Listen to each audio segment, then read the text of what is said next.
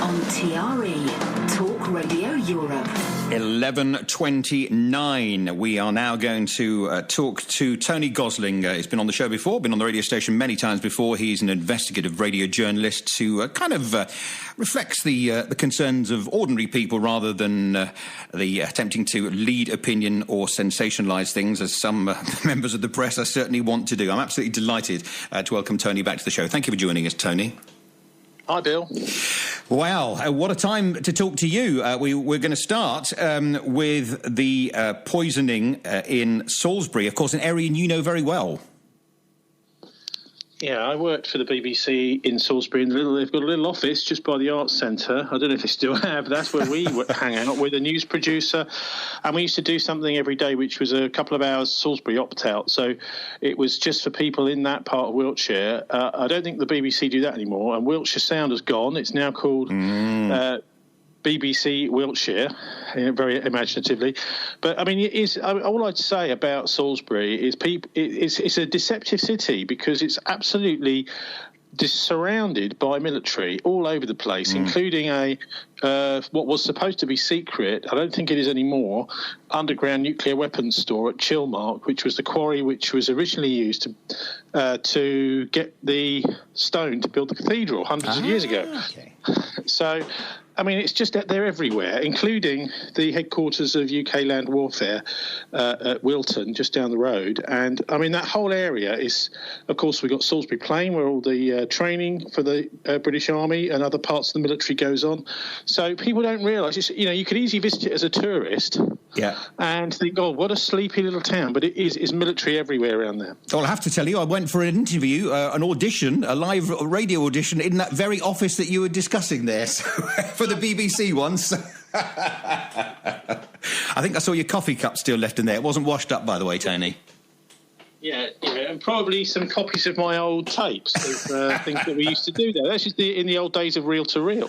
Absolutely. I mean, on a more serious note, there's been some amazing changes in the way this story's been being presented to the public. And, I mean, it was just literally a couple of weeks afterwards I really decided, after this first incident first happened, to do something on the record about just what I thought of it. Yeah. And that's on YouTube now. It says something, I think it's called something like 20 Reasons Why the Salisbury a nerve agent story is fake news, because I think there's so many holes in this story. The most recent one is we were told that the policeman that was poisoned with this deadly nerve agent caught it or was touched it somehow when he first approached the couple on the bench. Yep. At the maltings, and now we're being told no, that didn't happen. It was because everyone was poisoned by the door handle at the house, which the policeman apparently never went to. So now they're saying that they reckon that that there was some sort of residue from the house that was taken to the restaurant, to the pub, before there was any kind of ill effects from this deadly nerve agent. And also, of course, this stuff really is deadly. A little drop of it on your skin will kill you, and yet nobody's died. Everyone now seems to be getting better and is fine. Now, this either could be miracles worked by the NHS, or it could be that this is some kind of concocted story. Let me ask you about the Novichok itself. It's, I believe, what's called a binary agent, which requires two chemicals to be mixed together in a very specific chemical equation. Basically, it's not the easiest thing to make happen, but of course it makes it easy to transport. The door you mentioned there, I've got a couple of questions, and I was interested to hear your thoughts on this. If the Novichok was mixed together by whoever it may have been and put on the door, isn't that a little risky that the first person who comes to the door might be the postman? Of course it is. And so this is another reason why this would not be a method that any kind of proper professional, such as the Russian Secret Service, would use. I mean, this is an incredible idea. That if let's just, as a thought experiment, let's just imagine that Vladimir Putin started banging his fist on the table, this guy, I want to kill him, just before the election, even though, of course, there doesn't seem to be really any motive for that. But if he did, would his team that he sent covertly to Salisbury, would they fail to kill all of these people, or both of the people targeted, or the one person targeted? It's just it would be a totally unprofessional and botched operation, and it certainly wouldn't be the sort of thing that a state would be involved in. It was really interesting, actually, to hear Gary Aitkenhead, the boss of Port and Down, talking about this last week, with, of course, just completely undermining everything that Boris Johnson said about it, this chemical definitely coming from Russia. Yep.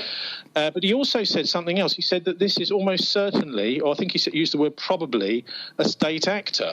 Yeah. Now, that is just nonsense. If you talk to any of the biochemists, they'll tell you that this chemical, Novichok, can actually be made by any organic chemist in a laboratory, and it was designed as something which didn't need to have specialist equipment that was only available to states to do it. So any pesticide factory that makes organophosphate pesticides could make this product. At least that's what the organic chemists are saying. The only thing is none of this is being reported. So there's a whole dearth of reporting on this story. And that's what makes me so suspicious about it. I mean, we're in the situation, as you hinted at earlier, another potential illegal invasion. I mean, we've had the United Nations Security Council this week discussing the possible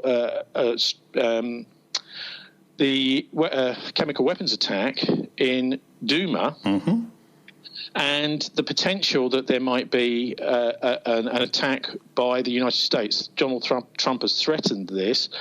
We're seeing the French and the British also lining up for a possible attack on Syria. Of course, that would be just like Iraq, illegal, and just like Iraq, potentially a faked weapons of mass destruction story. So the parallels with 2003, 15 years ago, are pretty shocking.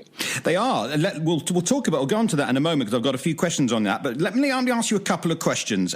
If what Theresa May insists is true, that there are no other plausible explanations that the poisoning was done by Russia, I would ask a couple of questions. Why, in that case, if they believed that Russia were the only people that could make it, would they use a poison that could easily be traced back to them if that were the case?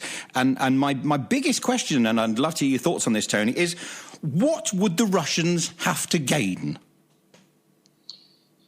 Well, again, there's nothing. The Russians would not have anything to gain. This guy, by the way, Sergei Skripal, if you think about how dangerous he is to the Russian state, certainly when he first came to the UK, he would be dangerous because he would have all sorts of intimate knowledge of what the Russian secret services were up to. Yeah. But hang on, we're talking about a decade afterwards.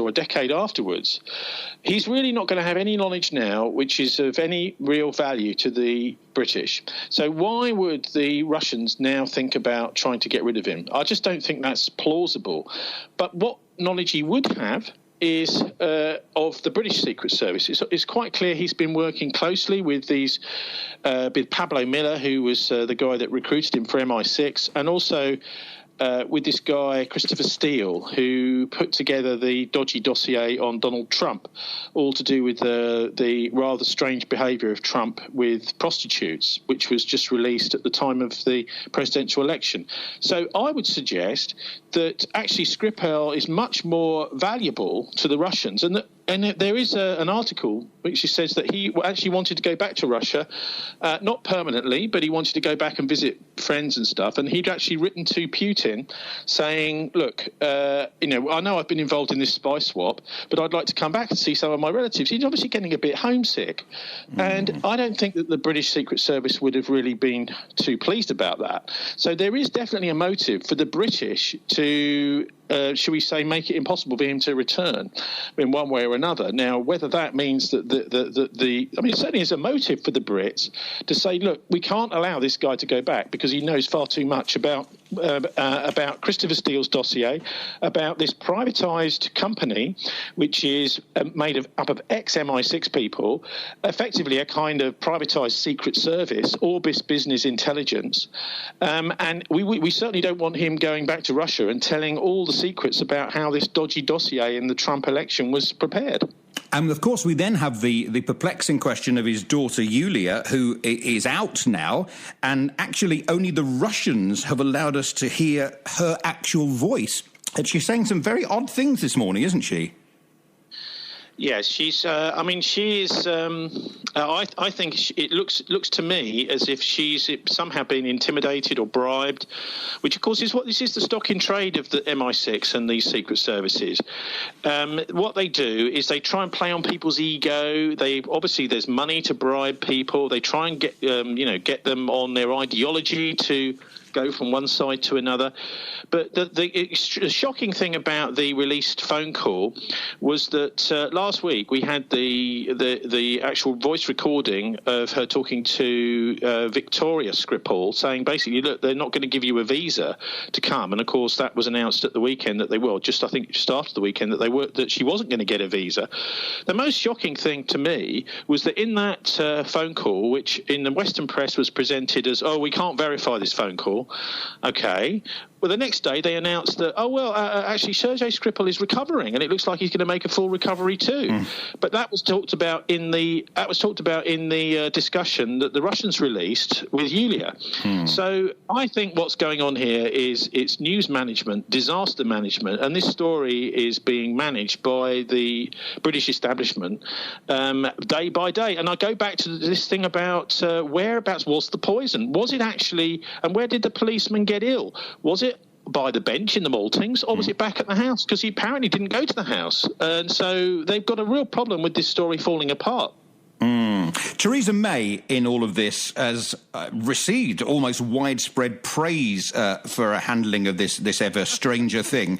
And I guess you could even go so far as to say that it's revived her fortunes as Prime Minister. And it's quite an easy call, isn't it? I mean, the iniquities of Russia today are something that most Conservative MPs, or most MPs full stop, could agree on. Well, I'm not so sure about that. I think that there is listen, the big difference with 15 years ago and the illegal invasion of Iraq is not the WMD. It's not the fact that the United Nations Security Council would not pass any resolution. It's much more to do with the fact that this is Russia is on the other end of this, and they're absolutely on top of this situation in Russia. So they're saying, if you decide you want to attack Syria, we will sink your ships and we will shoot your planes out of the sky that attack. So they're being absolutely clear. You haven't got this through the Security Council. We're not having another illegal war, another illegal invasion. They're also in the situation in the US where they have an agreement. Apparently, they're all trying to get rid of ISIS in Syria. Isn't that what they're trying to do? Not not Assad?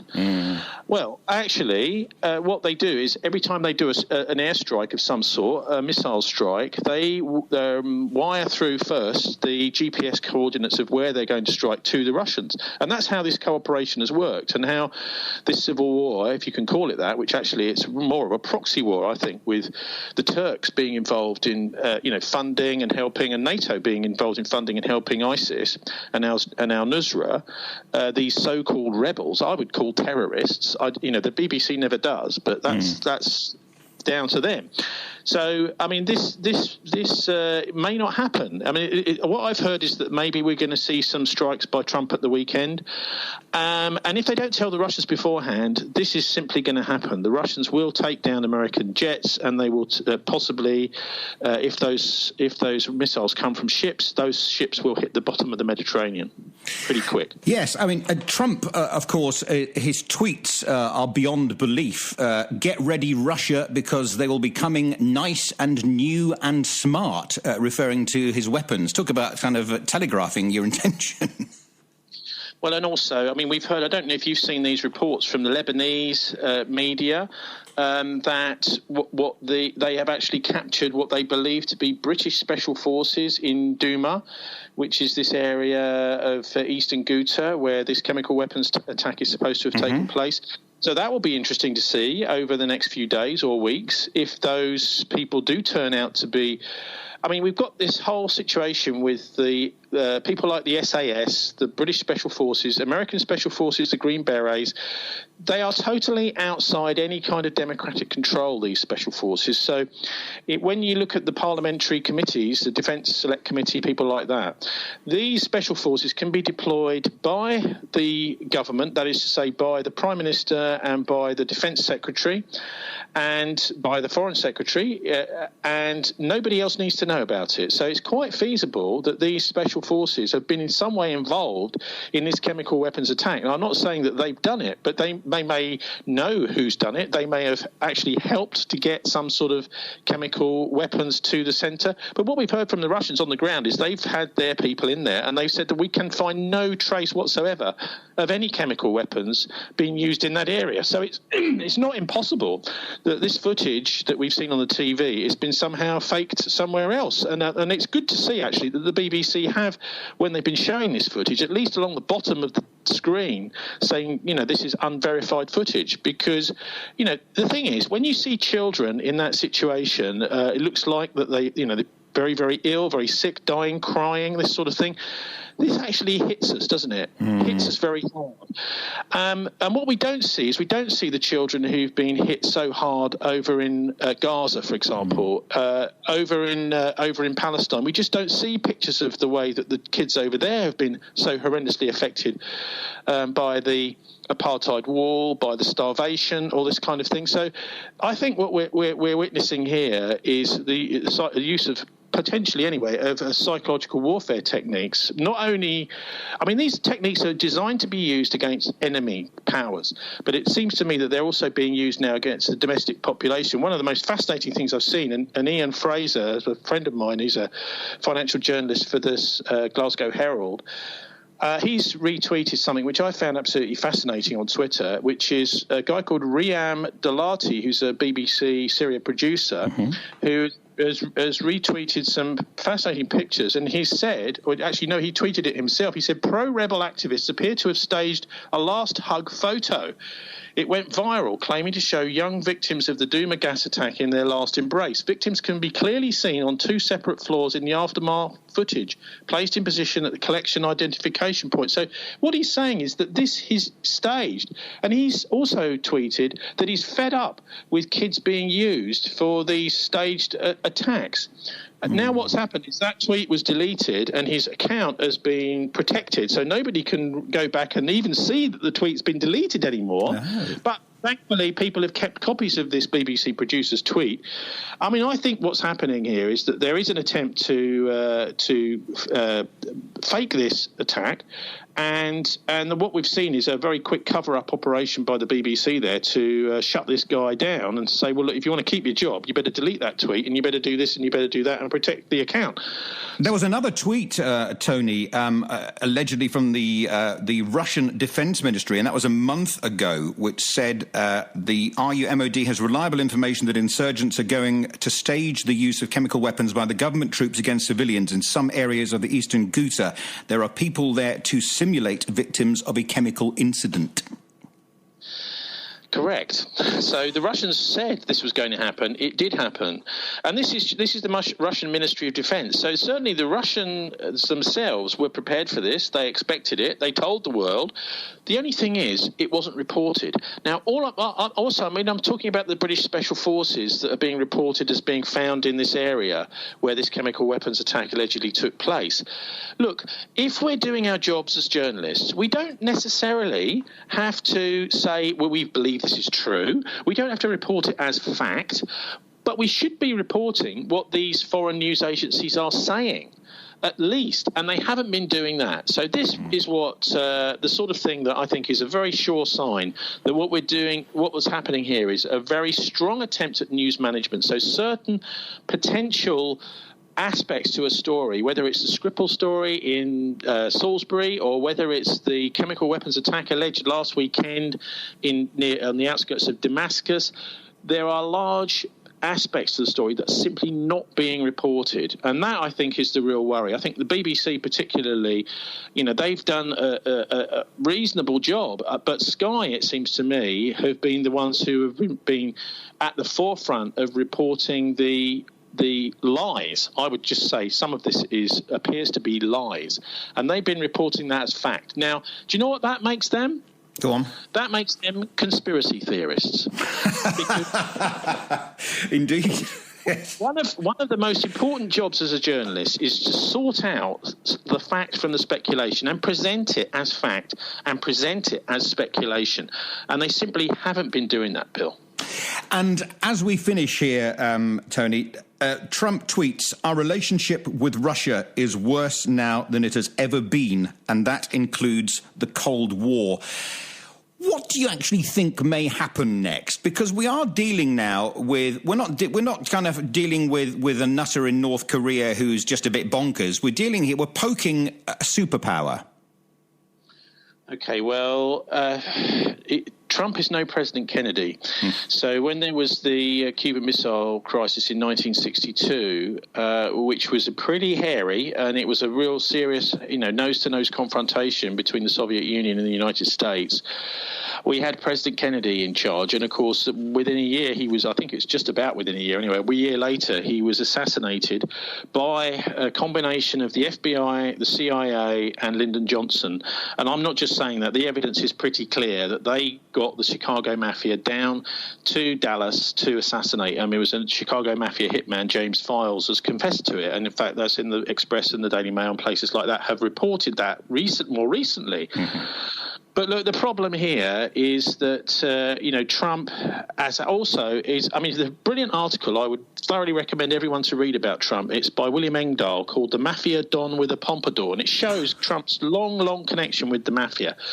What happened at the weekend, I think, is also really significant. That is to say, the raiding of Trump's lawyer. Yeah. So what will be in front of the deep state now in the United States, that is to say the FBI, etc., who I think are totally out of control, is a whole dossier of Trump's sexual liaisons and monies paid, possibly and probably even to Russian prostitutes, etc. So this is now, I think, potentially being used to blackmail Trump on this Syria issue. So this is another aspect which I haven't heard reported. These two stories, I think, go very closely together. Trump is just about to make one of the most important decisions a US president has ever made, and suddenly, a few days before, leaked to his enemies is all his most personal private information. Now, doesn't that strike you as an interesting coincidence? Absolutely, Tony. As always, it's been really good to talk to you. You certainly say it as it is, and it's information, isn't it? We need to get information out there, don't we? I do a show every Friday. You can find it online at thisweek.org.uk. I'm not trying to rob your listeners, but all I'm saying is there is a lot of actually interesting stuff out there. The thing is, nowadays you're not going to be spoon-fed it. Yeah. Ever since the BBC was nobbled in 1987 by Victor Rothschild, who helped to get rid of the Director General at the time, Alistair Milne, whose son is now Jeremy Corbyn's Director of Communications. You're not going to be told the truth. You have to go out and look for it yourself, I'm afraid. Yeah, absolutely. Thank you, sir. Much appreciated. Tony Gosling. All righty. Take care. Bye-bye. Talk Radio Europe.